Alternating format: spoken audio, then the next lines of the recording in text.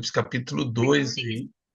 Nós vamos falar sobre as igrejas, as 7 igrejas que a gente falou um pouquinho.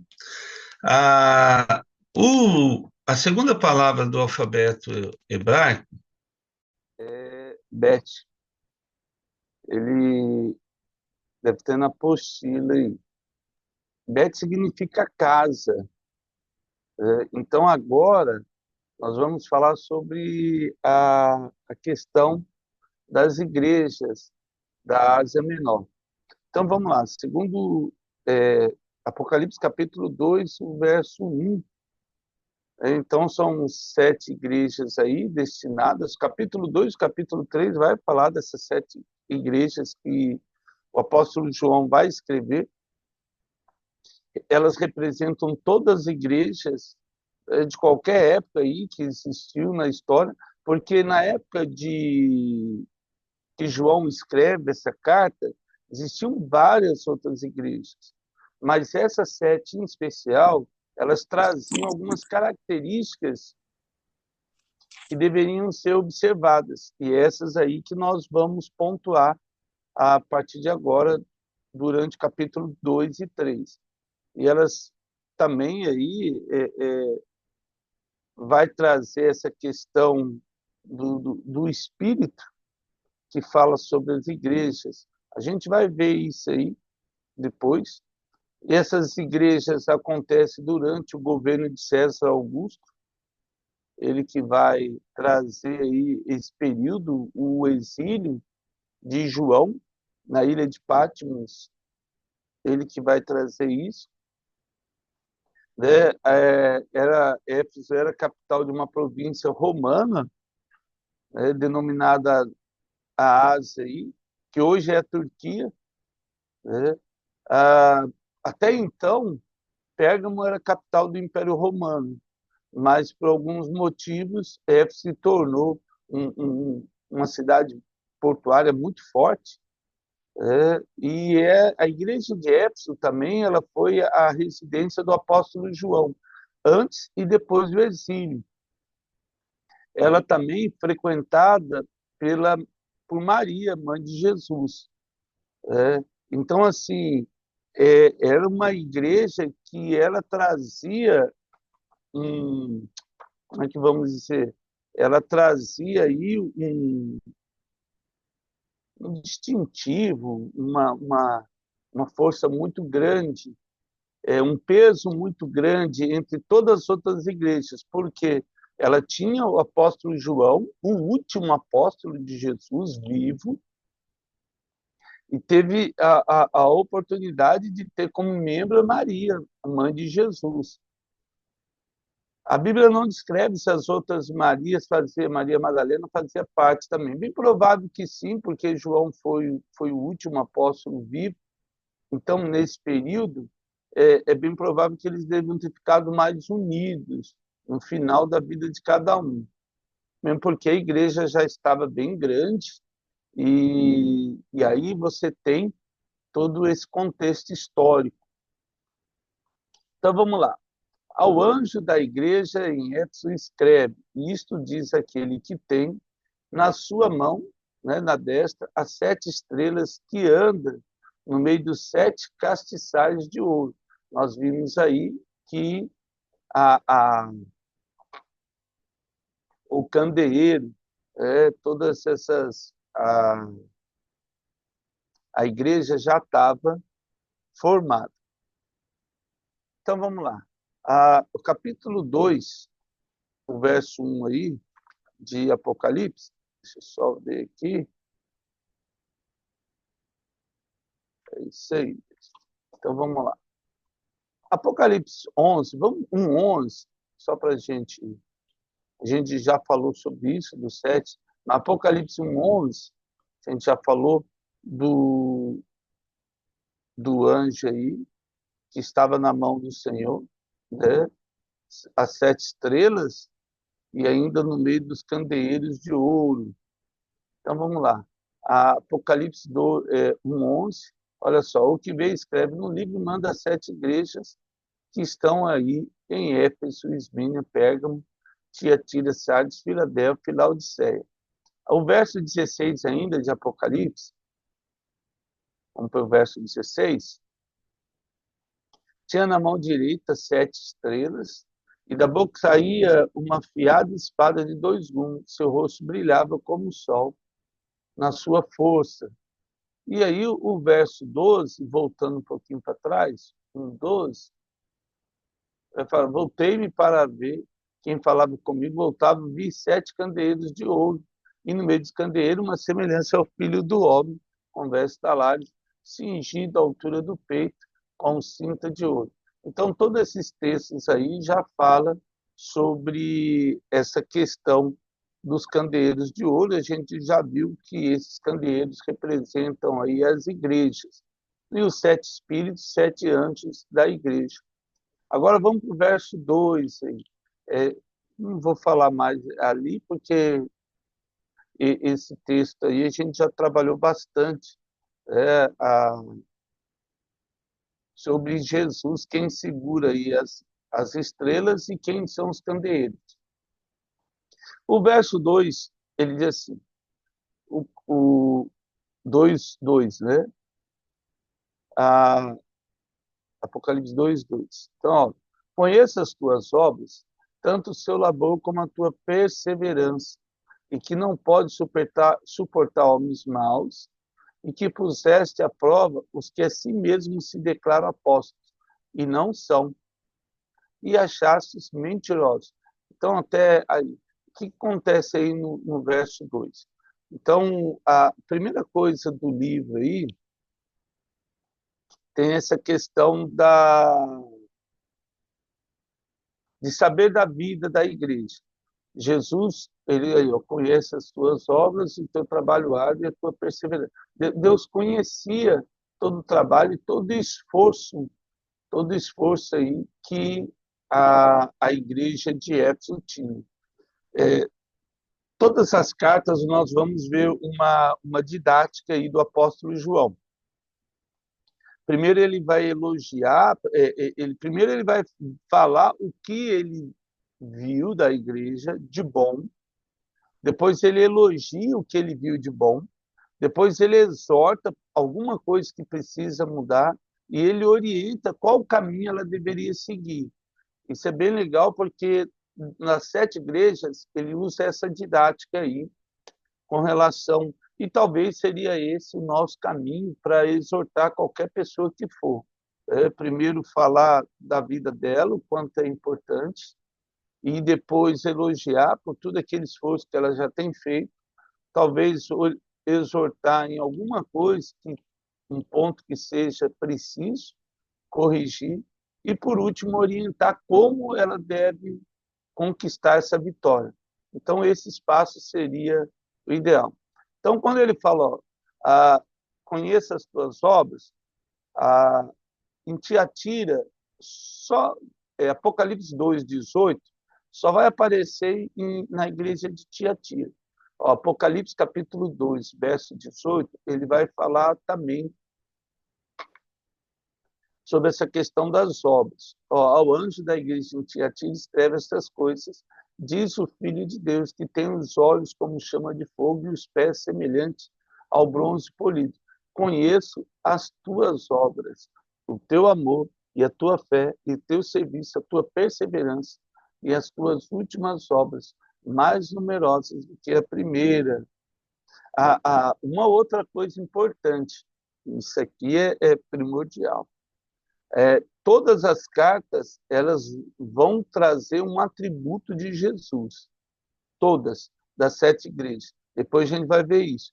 Então, o primeiro atributo de Jesus aqui, ele vai falar aqui, ao anjo da igreja em Éfeso escreve essas coisas, diz aquele que conserva na mão direita as 7 estrelas e que anda no meio dos 7 candeeiros de ouro. Ou seja, ele traz a presença de Deus, de Jesus, aquele que tem autoridade sobre todas as coisas. Vamos para Hebreus 4:16 e 16. Então, lá, conheço lá as tuas obras. Depois a gente vai falar sobre as obras. Primeiro, esse conhecer de Deus aí. Hebreus 4, 16 e 16. Vamos lá. Números 4 e 16. Ó, achegamos, portanto, confiadamente junto ao trono da graça, a fim de receber misericórdias. Achamos graças para socorro em ocasião oportuna. Então, assim, pode voltar para trás, a partir do 6, 4, 6, 6 a 16. Do 10 a 16. Isso aí. Vamos, pode ser 10 aí. Isso. Porque aquele que entrou no descanso de Deus, também ele mesmo descansou suas obras, como Deus das suas. Esforcemos-nos, pois, a entrar naquele descanso, a fim de que ninguém caia segundo o mesmo exemplo de desobediência. Porque a palavra de Deus é viva e eficaz, mais cortante que qualquer espada de dois gumes, e penetra até o ponto de dividir alma e espírito, juntas e medulas, e é apta para discernir os pensamentos e os propósitos do coração. E não há criatura que não seja manifesta na sua presença. Pelo contrário, todas as coisas estão descobertas e patentes aos olhos daquele que temos de prestar contas. Ou seja, tudo o que nós fazemos está diante do trono de Deus, diante dos seus olhos. Tendo, pois, Jesus, o Filho de Deus, como grande sumo sacerdote que penetrou no céu, a gente já viu isso, ele é o primogênito da morte e levou, ele é o caminho, a verdade e a vida, ninguém veio ao Pai senão por ele. Concebemos firmes a nossa confissão, como diz o apóstolo João, se confessarmos o nosso pecado, em 1 João, né? Se confessarmos o nosso pecado, ele é fiel e justo para nos perdoar e nos purificar de todo pecado. Porque não temos sumo sacerdote que não possa compadecer-se das nossas fraquezas. Antes foi ele tentado. Lucas, a gente viu isso, Mateus também, Evangelho de Mateus, a tentação de Jesus em todas as coisas, a nossa semelhança, mas sem pecado. Acheguemos, portanto, confiadamente junto ao trono da graça, a fim de recebermos misericórdia e acharmos graça para socorro em ocasião oportuna. Recebemos a graça por meio da cruz de Jesus. Efésios também vai falar sobre isso. A fé na graça de Jesus. Provérbios 15, 3. Vamos lá para Provérbios 15, verso 3, ainda, falando sobre esse conhecimento. Então, a gente viu que Eclesiastes 12 vai falar também sobre isso, que um dia veremos e dar conta diante de Jesus. A Eclesiastes é bem legal. Olha o que diz o verso 3. Os olhos do Senhor estão em todo lugar, contemplando os bons, os maus e os bons. Então, assim, Deus tudo vê, tudo observa. Quando ele fala, conheço as tuas obras, ele traz autoridade. Tem aquele texto, quando Jesus, os fariseus chegam perto dele, você vai lembrar disso, e ele fala, né, sobre Abraão, e ele fala, olha, eu vi Abraão, e aí ele fala, você não tem nem 50 anos, como viste Abraão? E aí ele fala lá, né, eu vi, e quando Abraão foi sacrificar Isaac, e aí ele fala, eu vi a estrela cair, ou seja, Satanás caindo. Então, isso era lógico, os sacerdotes sabiam que ele estava falando que ele era o próprio Deus. E, assim, um Deus andando, gente, era algo inconcebível na mente daqueles homens acreditar que Deus Yahvé Todo-Poderoso estava andando, né, nas ruas de Jerusalém ou em Israel. Então, mas ele conhece todas as coisas. E aí nós temos uma obra. A nossa jornada na Terra, ela é vista, as obras a gente vai falar sobre o galardão, mas era assim, Deus foi muito bom. Ele fala, conheço as tuas obras, né, no verso 2. Então vamos lá para 1 Coríntios 3, 10. Então, a gente só vai ver essa questão de obras aí na igreja de Tiatira, mas em 1 Coríntios 3, 10, esse texto é bem legal, Ó, segundo a graça de Deus que me foi dada, lancei um fundamento como um prudente construtor. Então, você recebe a palavra, nós recebemos a palavra e nós vamos lançar esse fundamento. Qual é o fundamento? Que Jesus Cristo veio em carne e morreu na cruz para nos salvar. Ressuscitou ao terceiro dia e derramou sobre os homens dons para edificar a igreja, como diz Efésios. E outro edifica sobre ele, porém cada um veja, lógico, o que está edificando. O que eu e você estamos construindo? Porque ninguém pode lançar outro fundamento além do que foi posto, o qual é Jesus Cristo. Ponto. Fato. Não podemos falar mais nada sobre além de Jesus. Que, por que isso é importante? Às vezes, assim, a pessoa fala, você abre o seu coração e receba Jesus, mas você tem que fazer isso, isso, isso, isso, isso, isso, isso, isso. Então, assim, já é um outro fundamento além da autoridade de Jesus. É Cristo que cura, que liberta o sozo, né? A palavra Jesus, Cristo, ela já traz isso, e Yeshua já traz essa questão ele salva, cura e liberta. Não tem um outro fundamento. Porque os judeus tinham as regrinhas. Não, mas peraí, você é salvo, mas tem que guardar o sábado. Não, peraí, você é salvo, mas não pode comer carne. Não, você é salvo, mas aí já começa. Não que o cristão vai fazer o que é errado. Não é isso. Mas a salvação, e aí tem duas coisas distintas que a gente sempre precisa lembrar. A salvação independe do homem. A santificação é responsabilidade minha e sua. Quanto mais nós nos santificarmos, mais perto da presença e daquilo que Deus quer para a nossa vida. O fato de não santificarmos, nós vamos perder aquilo que Deus tem para nós. Atrapalhar, né? Não a salvação, porque nós queremos que uma vez salvo, salvo para sempre, como diz João, capítulo 12. Contudo, se alguém edifica sobre o fundamento, é ouro, prata, pedras preciosas, madeira, feno e palha, então você vê, ele começa no minério, ele começa aí sobre um material valioso, e aí ele vai tornando esse material menos puro.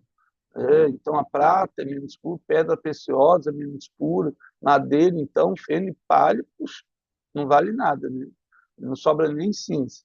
Manifesta se tornará a obra de cada um, pois o dia a demonstrará, porque está sendo revelada pelo fogo. Lembra lá que nós vimos os olhos de Jesus é como fogo, fogo consumidor, e é os olhos, o crivo da nossa santidade passa pelos olhos de Jesus.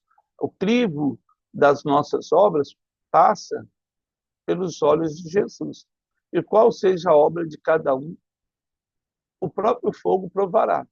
Se depois de passar pelo fogo, essa obra de alguém, sobre os fundamentos que edificou esse, e aí ele vai continuar lá, receberá galardão. Se a obra de alguém se queimar, sofrerá ele dano, mas esse mesmo será salvo. Todavia, como se através do fogo. Ó, duas coisas importantes aqui. Você viu? A obra vai passar, a minha vida vai ser passada pelo fogo. As minhas ações, as minhas atitudes. Se ela se queimar, eu perdi o galardão. Ou seja, não tenho direito sobre ele. Mas esse mesmo será salvo, todavia, como se tivesse aí chamuscado, quase, né? Opa, passou ali, né? Ali pela faltando um triz. Mas você vê que o apóstolo Paulo já faz distinção entre as obras, a santificação e a salvação. Né? Ele pode até perder as obras, mas ele foi salvo. Faltou algumas coisas ali, que por isso que vem a exortação, como nós falamos. Deus vê, ele conhece, aí ele vai elogiar as obras, né? E ó, conheça as tuas obras. Então ele já fala o que conhece. Apocalipse capítulo 20, verso 12. Vamos lá para Apocalipse 20, 12. Nós vamos ter aí esse momento aí do julgamento. Não que nós iremos passar pelo julgamento que não nos cabe, mas a questão do galardão não é um julgamento, mas é uma questão de administração. Você que tinha 3 talentos vai ganhar 5. Você que tinha 5 vai ganhar 10. Parábola dos talentos. O galardão está ali. Vi também os mortos, os grandes e os pequenos postos em pé diante do trono. Então se abriram os livros. E ainda outro livro. E o livro da vida foi aberto. Os mortos foram julgados. Olha só, cuidado com isso. Os mortos foram julgados segundo as suas obras, conforme o que se achava escrito nos livros. Quem vive pela lei será julgado. Se alguém acha que é mérito a salvação, vai perder a oportunidade de ser salvo. Não é pelo aquilo que você realiza, ou eu e você, que nos garante a salvação, mas a vida eterna nos garantida pela cruz de Cristo. Por isso que ele fala, os mortos serão julgados. Quem conhece de Jesus, você já sabe disso, não morre, mas vive para sempre. E ele está falando da segunda morte, segundo as suas obras. Agora, quem tem o nome escrito no livro da vida, esse aí, lógico, não vai passar pela segunda morte, não vai morrer, que é a morte eterna. Nós vamos ter a vida aí em Jesus, certo? Vamos lá para Apocalipse, 2 Coríntios 11 agora, 13. 2 Coríntios 11, 13. Vou falar um pouquinho do apóstolo Paulo aí, 2 Coríntios 11, verso 13.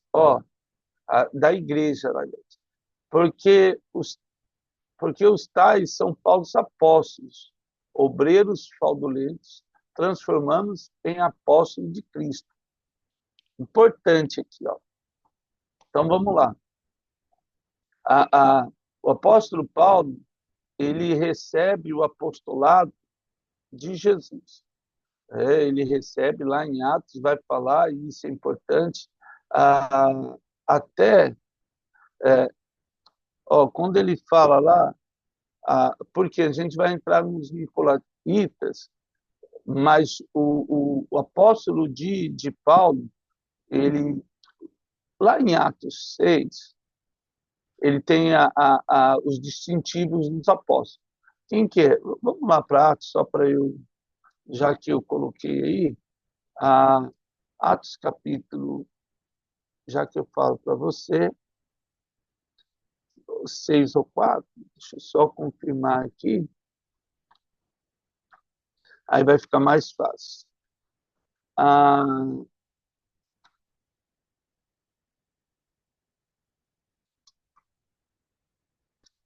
Atos.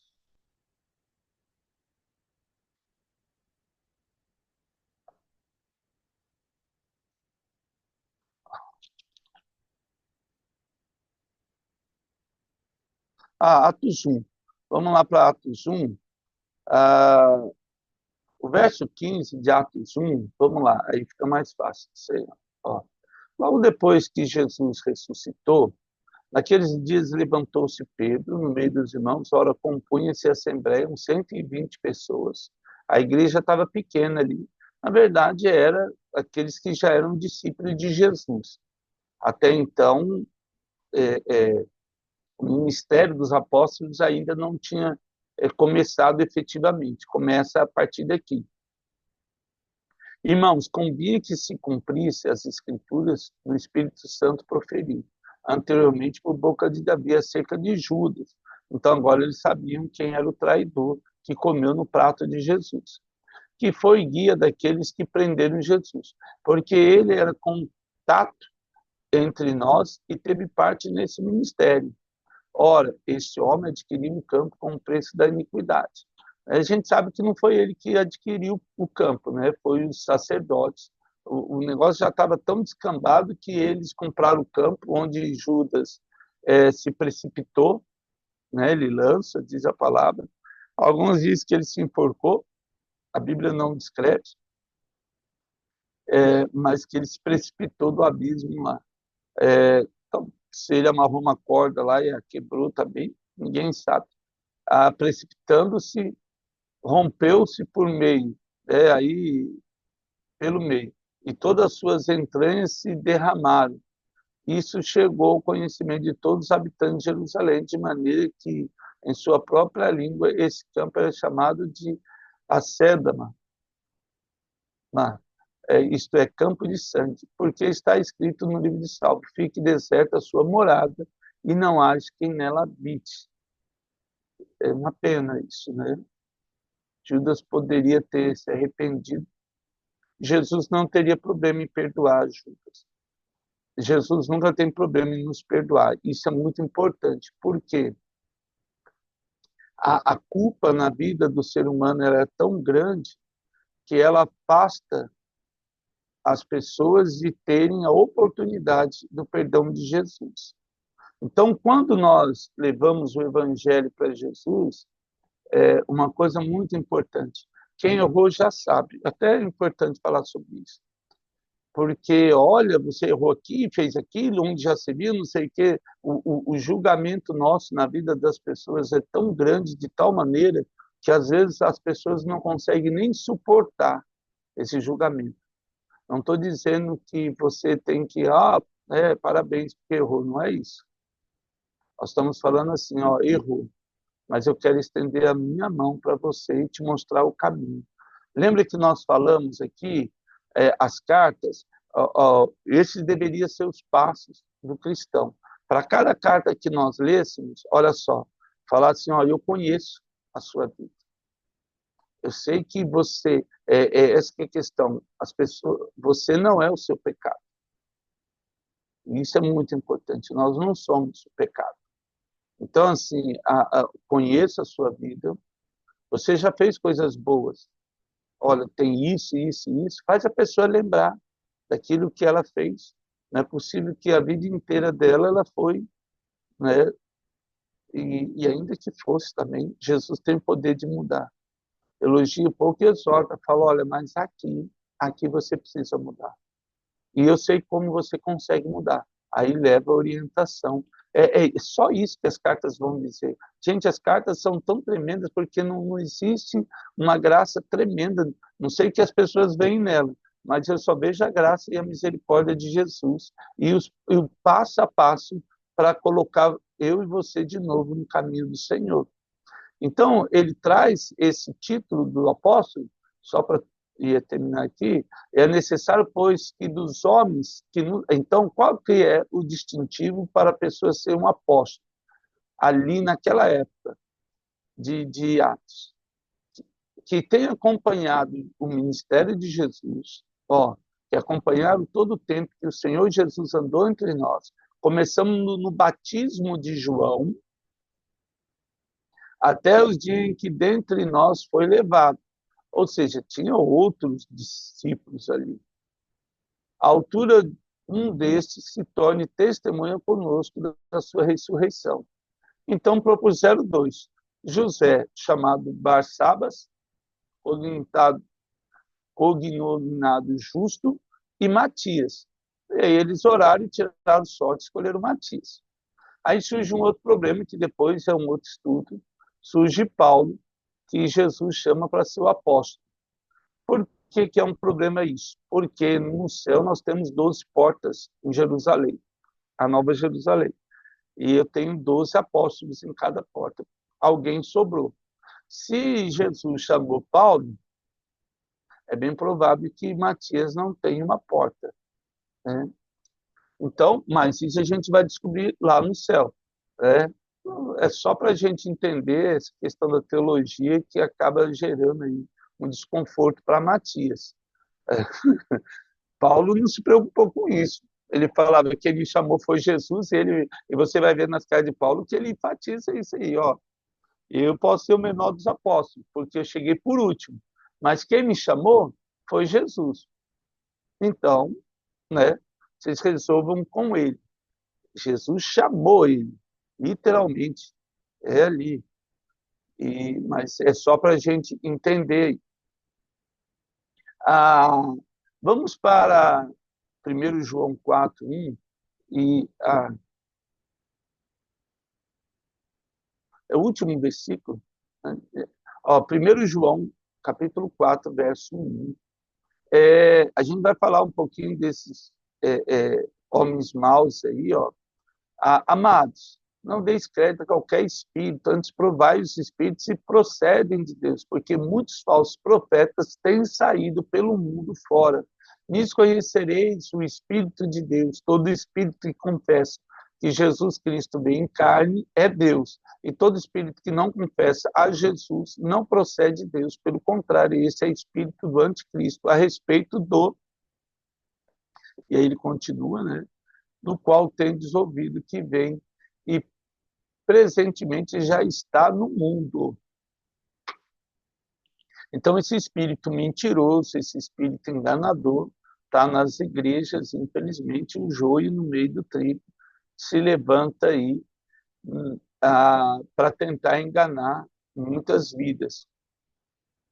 Tomar cuidado com o que a gente ouve, com o que a gente replica, isso é muito importante, porque se não traz Jesus, e não é só uma fala sobre Jesus, realmente porque é como os crentes de Bereia, que a gente fala, igual nós falamos aqui, nos cabe olhar na palavra de Deus e ver se é isso mesmo, falar, olha, peraí, isso aqui está diferente aqui.